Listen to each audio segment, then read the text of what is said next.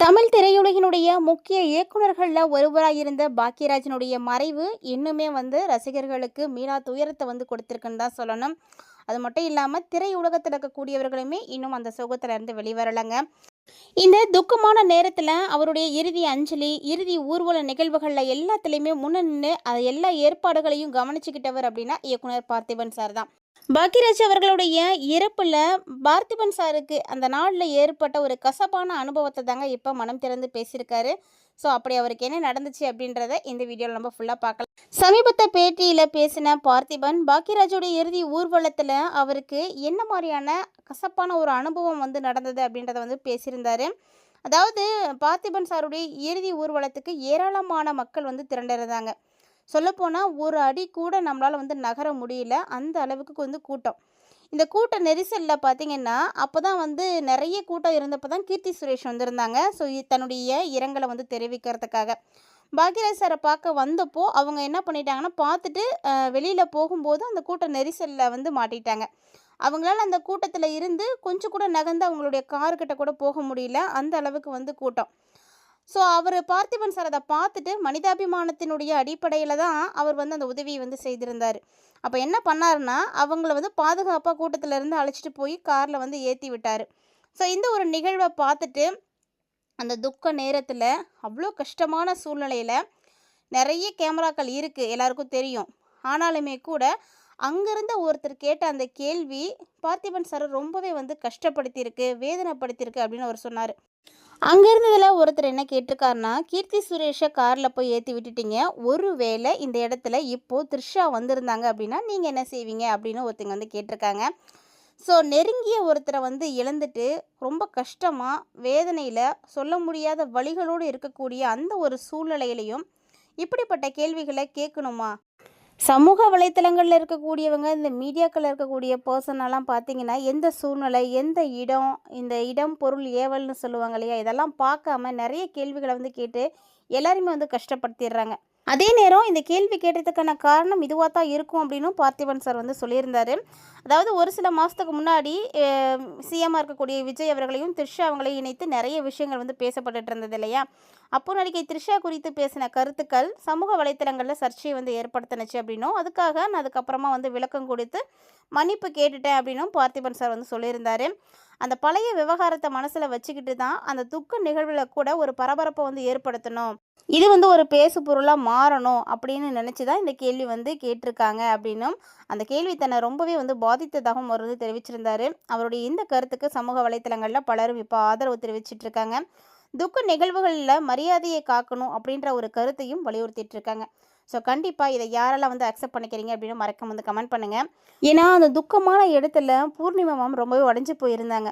உங்களுக்கு ஒன்றுமே இல்லைங்க, நீங்கள் வீட்டுக்கு நல்லபடியாக வருவீங்கன்னு தான் நான் நினச்சேன், இப்படி மூச்சு பேச்சு இல்லாமல் வந்திருக்கீங்களே அப்படின்னு அவங்க அழுது துடிச்சிக்கிட்டு இருந்த நேரத்தில் திரையுலகமே கண்ணீர் விட்டுட்டு இருந்துச்சு. அந்த அளவுக்கு மனசு உடைஞ்சிருந்தது. ஆனால் அந்த சமயத்தில் கூட இந்த மாதிரியான கேள்விகளை கேட்டு எல்லாரையுமே வேதனைப்படுத்திட்டு இருந்தாங்க அப்படின்னு அவர் சொல்லியிருந்தார். ஸோ இது கண்டிப்பாக கண்டிக்கத்தக்க ஒரு விஷயந்தான். ஸோ எந்த இடங்களில் எப்படி பேசணும் அப்படின்றத கண்டிப்பாக தெரிஞ்சுக்கணும். அது மட்டும் இல்லாமல் பாக்கியராஜ் சாரை பற்றி நிறைய விஷயங்கள் எல்லாருக்குமே தெரியாமலே இருந்திருக்கு இன்ன வரைக்கும். ஏன்னா அவர் கதை சொல்கிறதுல கலை நாயகன் அப்படின்னே சொல்லலாம். ஸோ இவரை பற்றி பார்த்திபன் சாரில் இருந்து அம்பிகா மேம் வரைக்குமே நிறைய சக கலைஞர்கள் அவரை பற்றின நிறைய விஷயங்களை பகிர்ந்திருக்காங்க. ஸோ யாரெல்லாம் என்னென்ன பேசியிருக்காங்க அப்படின்றத பார்க்கலாம். தமிழ் திரையுலகத்தில் முன்னணி இயக்குனர், நடிகர் மற்றும் கதாசிரியரான கே பாக்கியராஜ் சென்னையில் கடந்த ஜூன் 27 அன்னைக்கு மாரடைப்பு காரணமாக உயிரிழந்திருந்தார். 73 வயதான அவரது மறைவு தமிழ் திரைப்பட உலகினரையும் ரசிகர்களையுமே பெரும் சோகத்தில் ஆழ்த்தினதுங்க. அவருடைய மறைவுக்கு திரையுலக பிரபலங்கள், ரசிகர்கள் எல்லாருமே இரங்கல் தெரிவிச்சிட்டு இருந்தாங்க. குறிப்பாக பாக்கியராஜ் குறித்து இயக்குனர் பார்த்திபன், பாண்டியராஜன் இவங்க எல்லாருமே அவங்களுடைய அனுபவங்களை பகிர்ந்திருக்காங்க. 1953 ஈரோடு மாவட்டம் கோபிச்செட்டிப்பாளையத்துக்கு அருகில் இருக்கக்கூடிய வெள்ளாங்கோவிலில் பிறந்தவர் தான் பாக்கியராஜ். ஸோ பாக்கியராஜ் சார் பார்த்திங்கன்னா நடிகை பூர்ணிமாவை 1984 திருமணம் செய்துக்கிட்டார். நடிகர், எழுத்தாளர், இசையமைப்பாளர், தயாரிப்பாளர் அப்படின்னு பல்துறை வித்தகராகவே அவர் காணப்பட்டிருந்தாருங்க. சுமார் பார்த்திங்கன்னா 48 ஆண்டுகளில் 75 படங்களில் நடிச்சிருக்காரு. அதாவது முந்தான முடிச்சு, அந்த 7 நாட்கள், இன்று போய் நாளை வா உள்ளிட்ட 25 படங்களை இயக்கியும் இருக்கார். ஸோ அது மட்டும் இல்லாமல் 1977ஆம் ஆண்டு 16 வயது நிலைய படத்தில் தொடங்கின அவருடைய பயணம் 2025ஆம் ஆண்டு வெளிவந்த குபேரா படம் வரைக்குமே வந்து பாக்யராஜ் வந்து நடிச்சிருந்தார். சுவர் இல்லாத சித்திரங்கள் என்ற படத்தின் மூலமாக தான் இயக்குனராக முதல்ல வந்து அறிமுகமாயிருந்தார். ஸோ அவரை பற்றி அவரோட கூடவே பயணித்தவர்கள் பிரபலங்கள் நிறைய விஷயங்களை ஷேர் பண்ணியிருக்காங்க. இல்லை பார்த்திபன் சார் என்ன சொல்லியிருந்தார் அப்படின்னா, பாக்யராஜிட்ட இருந்து முதல்ல கற்றுக்கிட்டது நிதானம் தாங்க.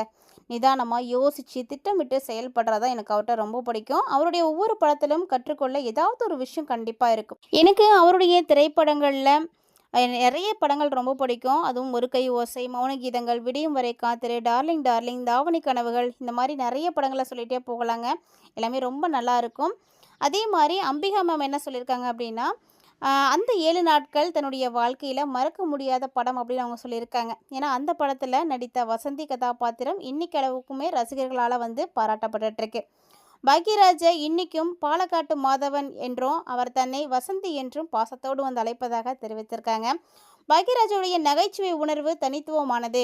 எனக்கு அவருடைய படங்களில் ரொம்ப பிடித்தது அவருடைய நகைச்சுவை உணர்வு தான். அதுதான் வந்து தனித்துவமானது அவர்கிட்ட அப்படின்ற மாதிரி அவங்க வந்து சொல்லியிருக்காங்க. அந்த படத்துடைய வசனங்களாக இருக்கட்டும், கிளைமேக்ஸாக இருக்கட்டும், தமிழ் சினிமாவில் அழியாத இடத்த வந்து பிடிச்சிருக்கு அப்படின்னா அவங்களுடைய கருத்துக்களை வந்து ஷேர் பண்ணியிருந்தாங்க. அதே போல் இயக்குனர் பாண்டியராஜன் சாருமே அவரை பற்றின ஒரு சில விஷயங்களை ஷேர் பண்ணியிருக்காருங்க. பாக்யராஜ் சார்கிட்ட 4 ஆண்டுகள் உதவி இயக்குனராக பணியாற்றினவர் தான் பாண்டியராஜன் சார். மற்றவங்களுடைய கருத்துக்களை மதிக்கிறது, கதை விவாதங்களில் புதிய யோசனைகளை வந்து ஏற்றுக்கிறது, நடிகர்களுக்குள்ள ஈகோ இல்லாமல் வந்து நடித்து காட்டுறது, இது மாதிரி பல குணங்கள் வந்து அவர்கிட்ட இருக்குது. அதை எல்லாமே நாங்களும் வந்து கற்றுக்கிட்டேன். புத்தகங்கள் வாசிக்கக்கூடிய பழக்கமே அவருடைய கற்பனை திறனுக்கு, புதுமையான சிந்தனைக்கு காரணமாக இருந்தது அப்படின்னு அவர் ஒரு சில விஷயங்களை வந்து சொல்லியிருந்தார். அது மட்டும் இல்லாமல் இன்று போய் நாளை வா, சுவர் இல்லாத சித்திரங்கள், அந்த 7 நாட்கள், சுந்தரகாண்டம், இது எல்லாமே அவருடைய படங்களில் எனக்கு ரொம்ப பிடித்தமானது அப்படின்னு சொல்லியிருந்தார். அதே மாதிரி ஒழுக்கம், பொறுமை அப்படின்னா அதுக்கு எடுத்துக்காட்டே வந்து பாக்யராஜ் சார் தான் அப்படின்னு செம்புலி ஜெகன் அவர்கள் வந்து ஒரு சில கருத்துக்களை ஷேர் பண்ணியிருந்திருக்காரு. பாக்யராஜ்கிட்ட இருந்து ஒழுக்கம், பொறுமை முதல்ல வந்து நான் கற்றுக்கிட்டேன். உதவி இயக்குனரை வந்து தேர்வு செய்கிறதுல கூட திறமை, ஆர்வம், நேர மேலாண்மை, இது எல்லாத்தையுமே அவர் வந்து கடுமையாக வந்து சோதித்து பார்ப்பார்.